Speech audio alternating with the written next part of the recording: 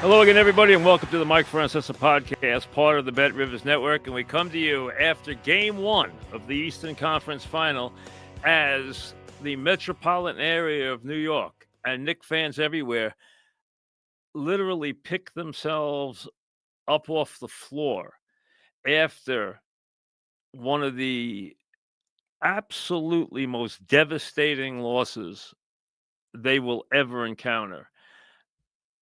I was sitting courtside on May 7th, 1995, when Reggie Miller, who was without question one of the greatest clutch shooters in the history of the sport, he was uncanny.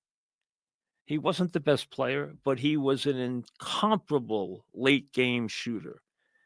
And I was there and watched that 8 points in 9 seconds to beat the Knicks in that game. I saw it in person. I still didn't believe it as I walked out of the building that day. And what I watched tonight might have been a fourth quarter performance of that ilk, of that on that level. You saw one of the great playoff fourth quarter performances in the history of the NBA tonight. And you got it from a guy who is a good three-point shooter, but is a 12-point regular season scorer and a 14-point playoff scorer. This is not Curry. This is not Jordan. This is not Jerry West. This is not Sam Jones. This is not Reggie Miller. This is a player you do not expect to get 20 points in the fourth quarter. And do you think at some point in a game that if we said lacked some defensive intensity at times and lacked some defensive smarts and a lot of defensive principles throughout the ball game from both teams, but especially down the stretch by the Knicks, you've got to get the ball at some point out of his hands. When anybody gets that unconscious as he did in the fourth quarter of that game. Remember, the Knicks, this was a bizarre game on a lot of levels. Brunson, who continues to get in foul trouble because they're picking on him, but because he also commits a lot of dumb fouls. He's a terrible defender, which we know. The Knicks, though, after he goes to the bench, the Knicks go on a 14-0 run that is going to be written about and chronicled and storied, from OG hitting a three to OG getting a bucket inside to Towns taking over to them scoring 14 straight points and breaking the game wide open. Brunson comes back in. There is 2 minutes and 51 seconds left when he hits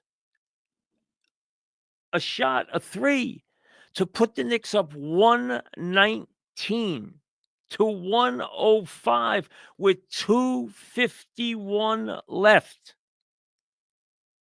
And the Knicks, after that, were fortunate that they didn't lose the game in regulation, because Haliburton, who said after the game that he was going to score a two, he got shut off. So he decided, think of the presence of mind here, to backtrack and go out and try a three.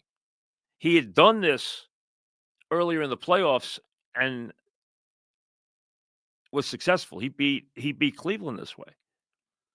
So you'd see him he had done this already. He did it and then gave the crowd and everybody in the building the choke sign, because they had made this incredible comeback only to find out that his foot was on the line. So now the Knicks get an absolute new lease on life. They're not dead. We all thought they were dead. Now it's 125 up. They get the first 4 points in overtime, and it's still not enough. It's still not enough because this team keeps raining threes and making shots every single time down. And where did the Knicks lose this game? They lost this game because a player got so unconscious that it's hard to even understand how good he was.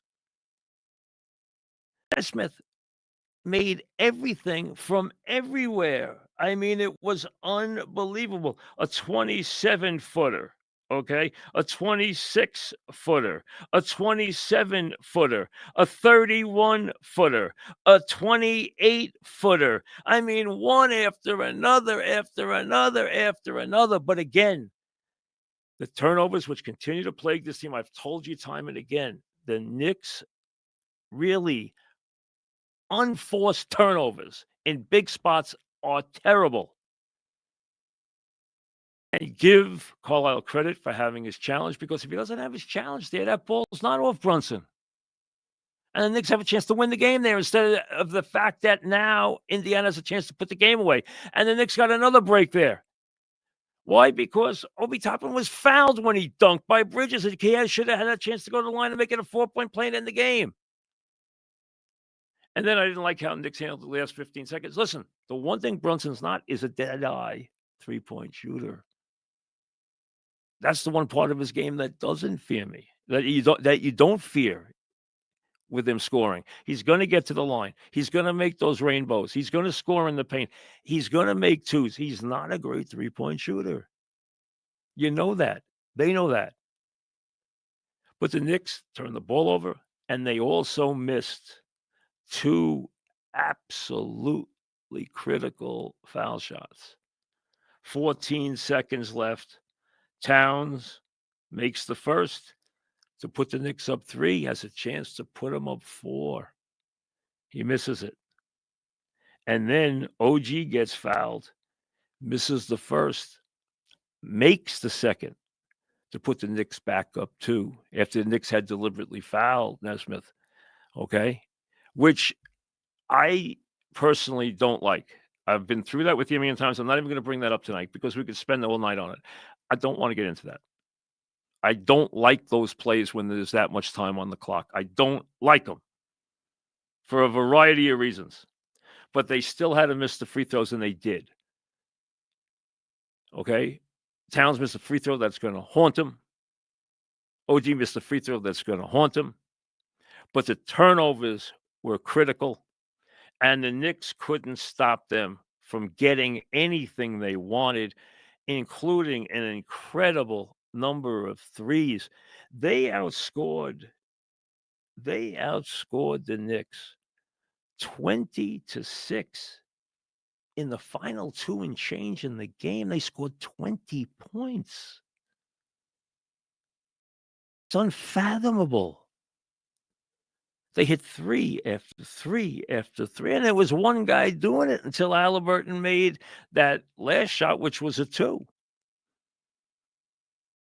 It was going to be a very big game 1 win for the Knicks. And it was going to be accomplished by their bench outplaying the Pacer bench, by Robinson again playing a wonderful game, by Towns having a big offensive game, which he seems to usually do against the Pacers, with Brunson having his typical big scoring night, but also with this team showing a mettle and a cohesiveness that they could blow a game open in the playoffs, take a 2-point game with their star guard on the bench with 5 fouls, with a lot of minutes to play, and completely take over the game to break the game wide open. When Indiana called timeout there, the party started at the Garden. But you know what?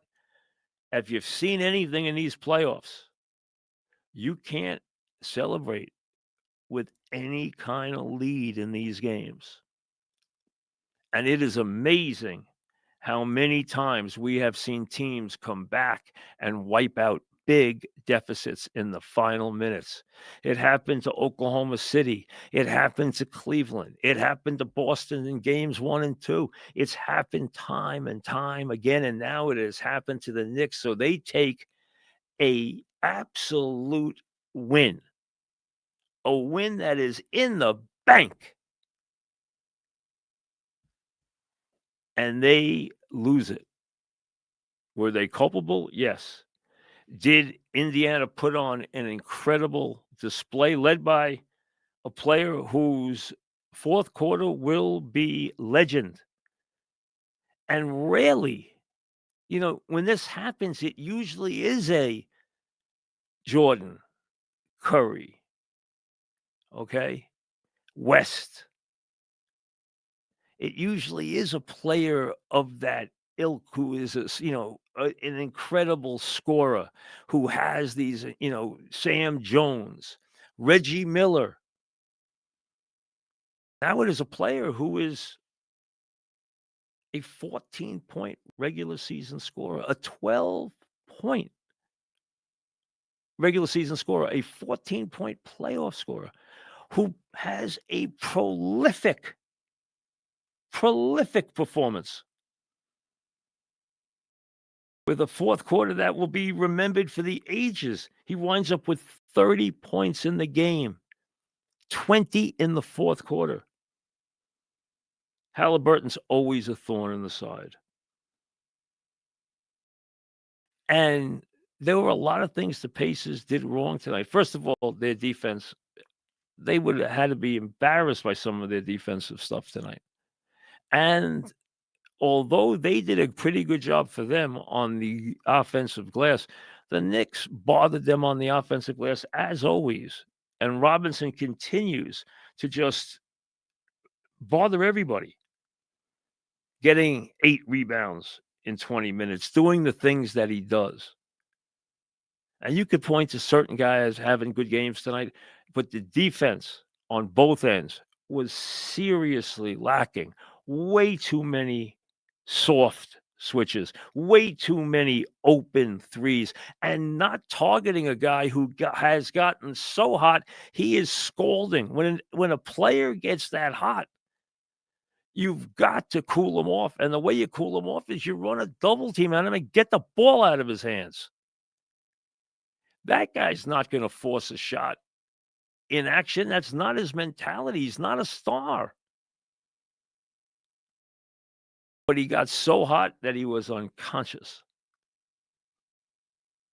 And he led a comeback that the Knicks played into their hands. The Knicks had time and again to win the game in regulation, and they got the first 4 points in overtime. And it still wasn't enough. As they continue to be sloppy with the basketball, 7 turnovers for Brunson. How can you score 43 points and be -8 in the plus minus? That is saying something. 43 points in 37 minutes. You score 43 in the 37 minutes you're on the floor, and your team is -8. Almost hard to fathom. They have got to do a better job in those spots of taking care of the ball. 15 Knick turnovers. Crucial, awful turnovers. And let's be honest, almost lost the ball when Hart slipped on the inbound play, and then almost lost the ball when they trapped Brunson in the corner and he threw it up for grabs, except there was nobody there. The player that should have come up to cut off that pass was late. That was Siakam. He was late getting there. Otherwise, that's a turnover there. Knicks did not handle game situations. And I'll tell you something. As you saw Carlisle, and I told you before the series started, not at any point ever underestimate Carlisle as a coach. And I have felt for a while that you must in the NBA, in playoff games, keep your challenge until the game is on the line. It's imperative. Tonight might have changed the game. Probably did. It was that important. Now, where do you go from here? This game is an enormous, enormous. You cannot say it enough how big this game is for the Pacers. This is an incredible victory for them in a game that I guarantee you they thought they had lost. And to get it, it changes the entire mood of the series. Does it mean the Knicks are dead? No. You know better than the Knicks being dead. And you also know that for whatever reason, the Knicks seem to play every bit as well, if not better, on the road than they do at home. And I have thought throughout this series that that would be the case in this series where home court. I'd like to have home court for game 7. It's just what I've always believed. I still do, although it doesn't hold up the way it once did, where it was almost impossible to win on the road in game 7. But I really believe that in many times in these series, home court has been neutralized. And in this series, you sure better hope so. Because this was one that is without question a devastating blow for the Knicks. This was one to the solar plexus. This is a game, let's be honest, you can't lose. You can't lose. We can go through every miracle shot. We can go through every one of those threes that went through the hoop for Nesmith. One after another, there comes a point in the final minutes where he can't get another open three. Come on, he can't have another open three. Not after he's already buried, how many in the game? This guy went 8 for 9 for the game from 3. I mean, in a playoff game, he goes 8 for 9 from 3. Most of them with the game on the line in the final minutes of the game. Insane. But with all that, with all their ability to knock down threes, with all their ability to score time and time again, what Haliburton gives them and what they got from Nesmith and a couple of things they got from Nembhard or Siakam or whoever, they got nothing after the first quarter. Turner came out and was unconscious in the first quarter and then didn't make another basket. And they didn't get good games from the bench. I mean, McConnell was his typical pest and he got his 10 points, but most of that was in the first half. Toppin gave you a couple plays in the second half. Mathurin was quiet. They didn't get, and they all were early in the game were minus. And a lot of their bench wound up minus anyway, except Toppin. And their bench is a strength. It wasn't tonight. Nick bench was. McBride played well. Robinson continued to do what he's been doing throughout the playoffs. But even with all their offensive prowess and the Knicks' defensive failings, and that's a fair word, failings. It's very hard for the Knicks to hide 2 bad defenders, and it's very hard for them to play defense against a team like this with 2 bad defenders. With all that, the Knicks still had to turn the ball over and miss free throws and do really things that hurt them on the offensive end to lose. So that's the only way you can blow that big a lead in the final couple of minutes. And the Knicks didn't get shut out in that time. They scored points, but they gave up so many points. It was ridiculous. And they were lucky they were even standing after regulation time. Lucky Haliburton had his foot on the line. When that ball went up and came down through the net, we all thought the game was over. We thought he had gone back, towed the line, looked where he was, and shot it. Instead, he was on the line. And I thought that was gonna be a play that probably cost them the night. And I really thought that because I've always been a big believer that the team that scores first in overtime has a big advantage. And they got the first 2 buckets, and they didn't make it hold up. Now, did they get a bad break when Brunson drove to the basket and it wasn't called a goaltend? I don't know if it was or not for sure because I didn't get a good look at the replay. But hey, we can go through a lot of plays that were not called. Look at the Obi Toppin at the end. I mean, Bridges was trying to foul him. He did foul him as he dunked, and that should have been an and one. They didn't call it. So those things go back and forth. There's things you don't like here. You don't like the dumb fouls that both Towns and Brunson continue to get.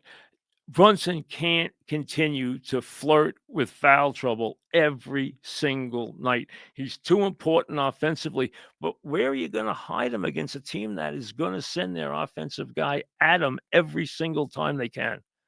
They're going to target him. They're going to send somebody at him all the time. So what is he going to do? Just let them pass? They virtually pass anyway. But his foul trouble has become a bit of an issue. And if it cost him minutes, tonight they overcame that. It's not easy to overcome, though, on a nightly basis. You know, they lose a game.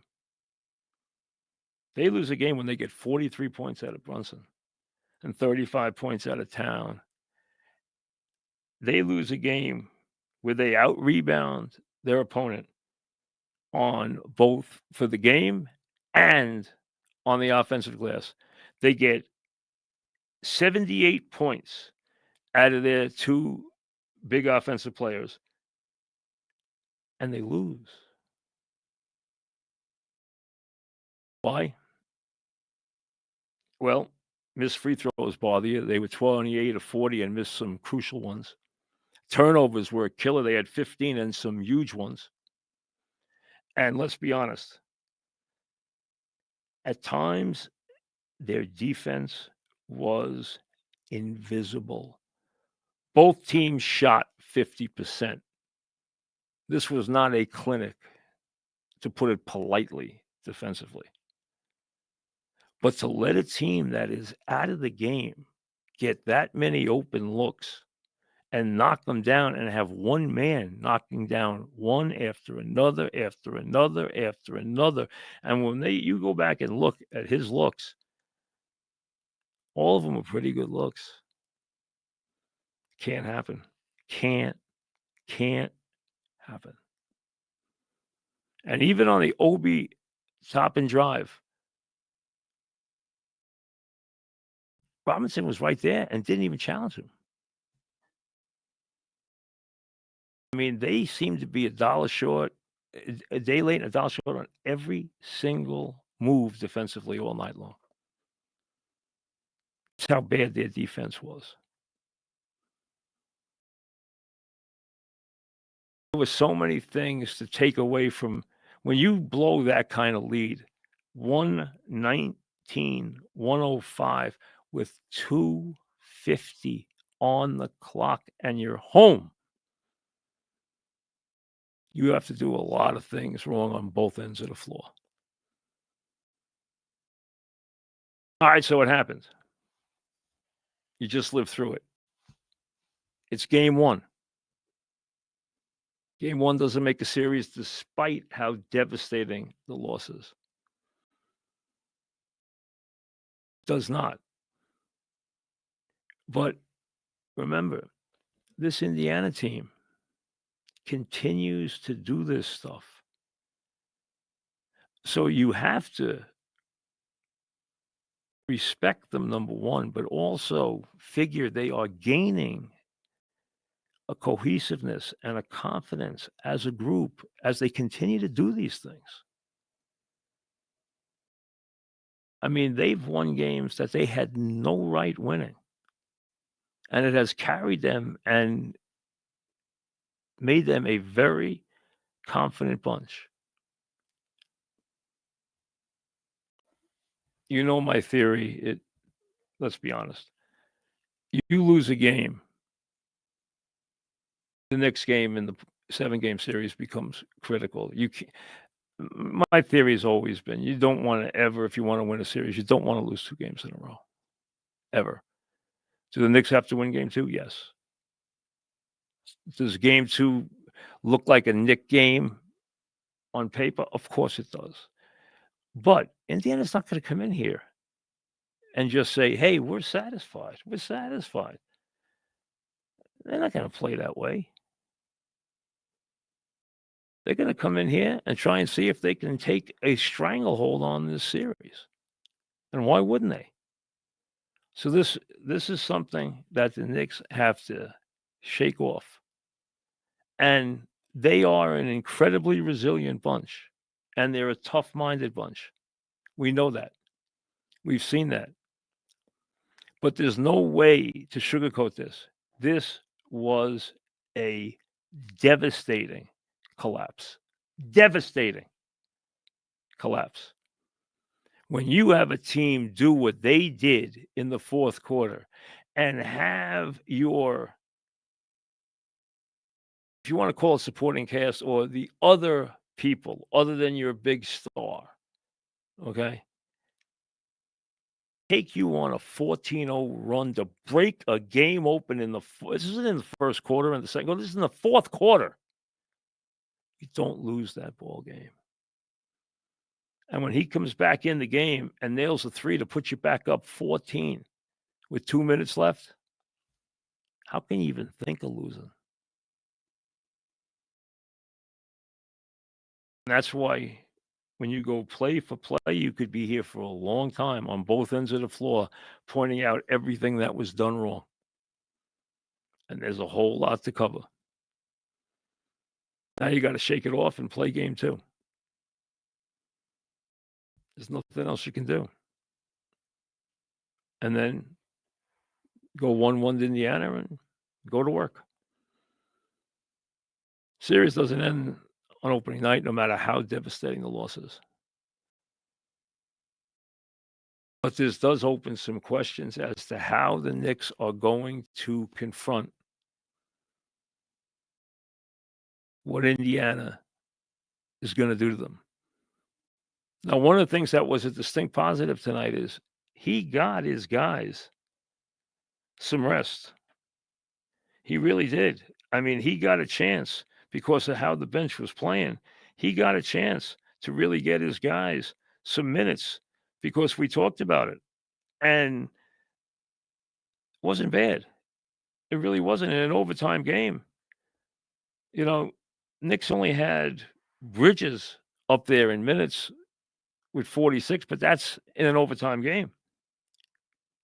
They did a good job tonight resting people. They did a good job tonight leveling off those minutes. That was a big positive. A big positive, something that you worried about in this series, and he did a good job of that tonight. He gave Payne a chance to play.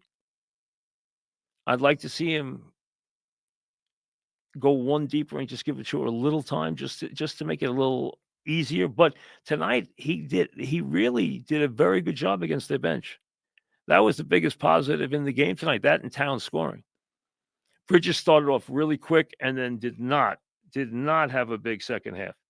Not only that, if you're Bridges, and this is what drives me crazy, if you're Bridges and you are aggressive offensively in the first half, and you take more shots in the first half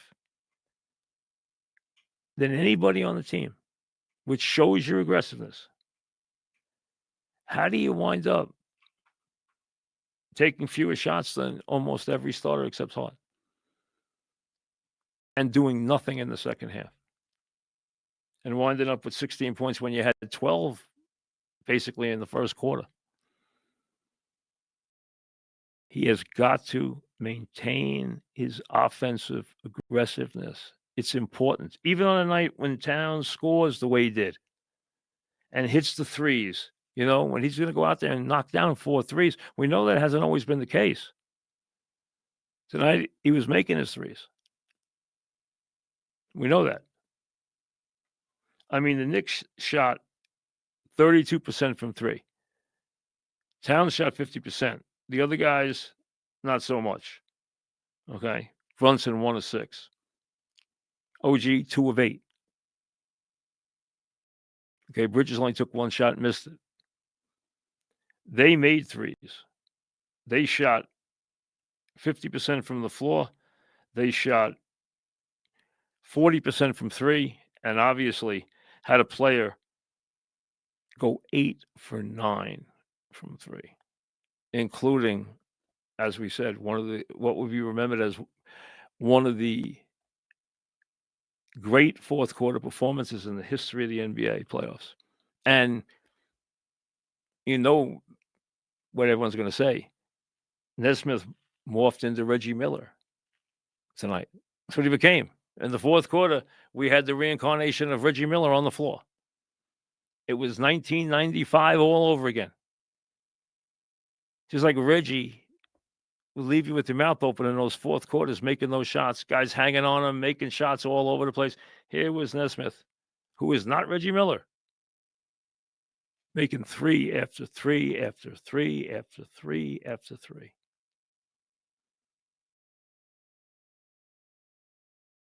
So you can almost, the Knicks, no matter what's going on right now with the Yankees, no matter what's going on right now with Soto and the Mets, no matter what's going on anywhere, Knicks right now have the city in the palm of their hand. They own the city right now. The city is Nick crazy. That's all anybody's talking about. It's the hottest ticket in town. We know that. It always is this time when they get this deep.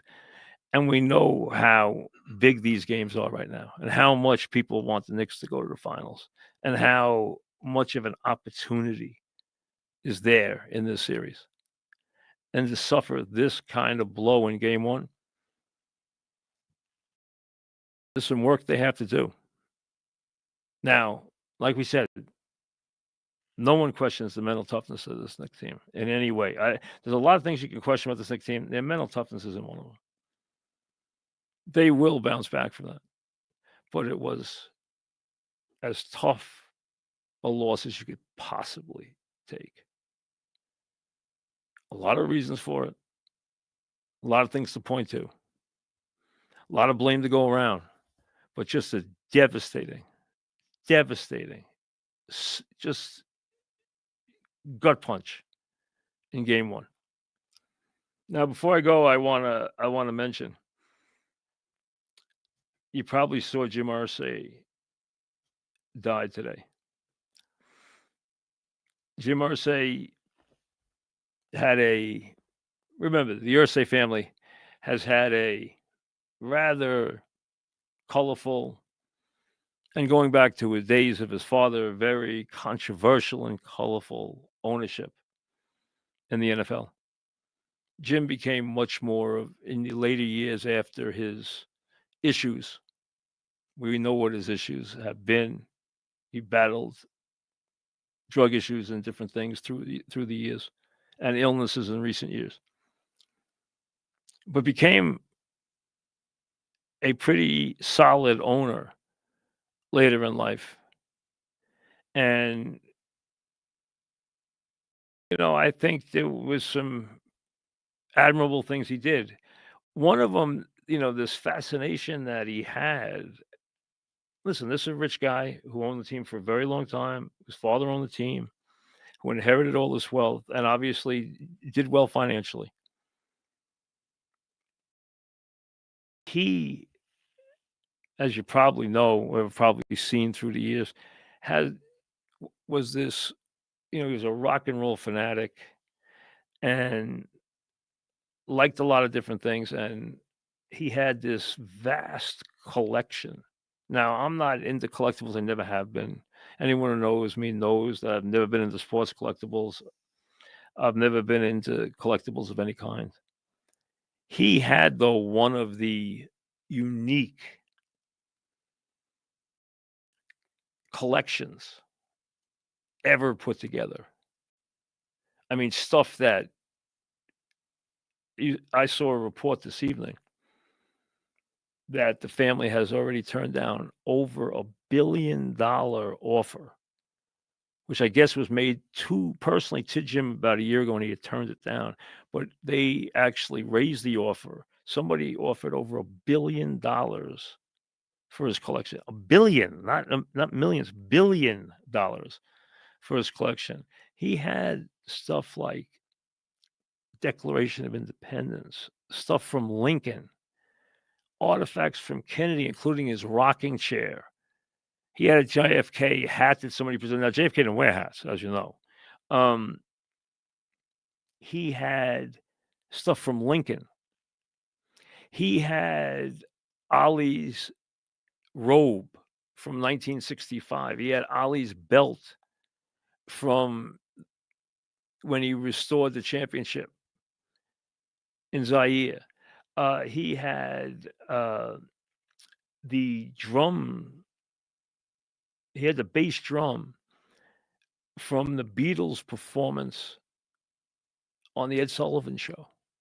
That historic performance when the Beatles came to America. He had that drum. He had guitars from the greatest guitar players in the world. He had stuff from great writers.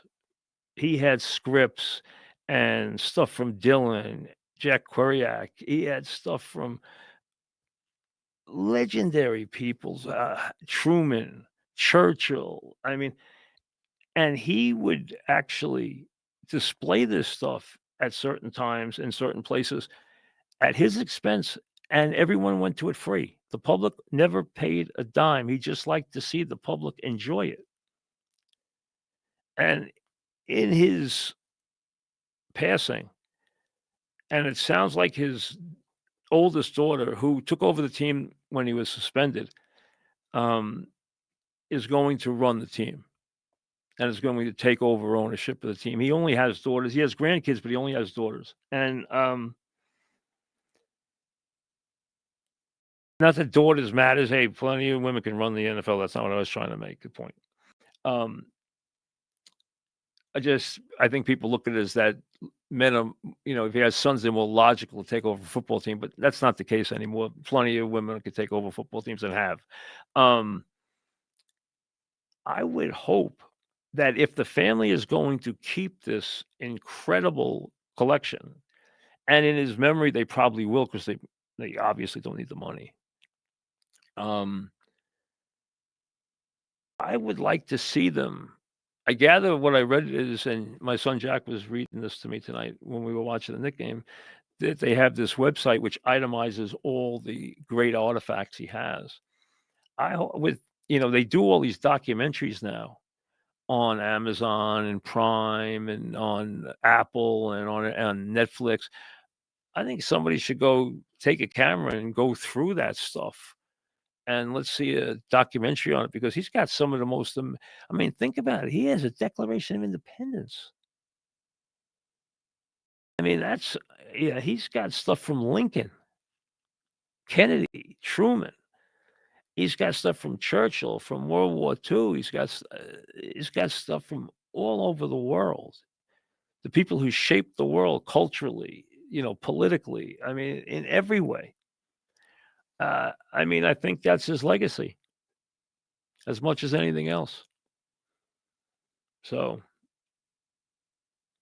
I was surprised by the passing. I knew he had been sick. He wasn't old. He was still in his 60s. Now, when you're 70 years old, guys going in their 60s, you don't think they're old. I promise you. I think he was 65. I think he was 65 or 66. He was in his later 60s. He was not even 70 years old. He was ill. He hadn't attended the meetings. He hadn't attended the draft. He hadn't attended the meetings in Palm Beach. He almost died a couple of years ago.